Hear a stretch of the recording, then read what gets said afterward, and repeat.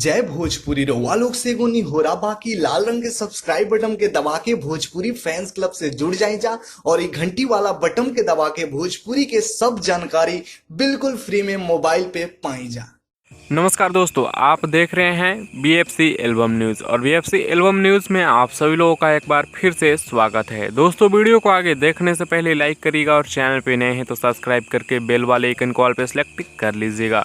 दोस्तों, इस वीडियो में हम बात करने वाले हैं खेसारी लाल यादव के नए धमाके के बारे में, जो कि काफ़ी बड़ा गाना होने वाला है और बहुत ही जल्द आने वाला है। किस दिन आएगा, कब आएगा, सारी चीज़ें बताएंगे। वीडियो में लास्ट तक बने रहिएगा।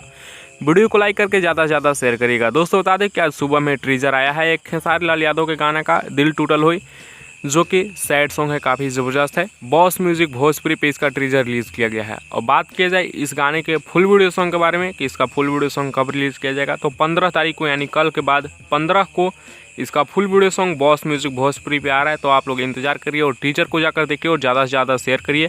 15 को सुबह में इसका फुल वीडियो सॉन्ग रिलीज़ कर दिया जाएगा। दिल टूटल हुई काफ़ी ज़बरदस्त और काफ़ी शानदार हाई लेवल का शूट किया गया है, सैड सॉन्ग है।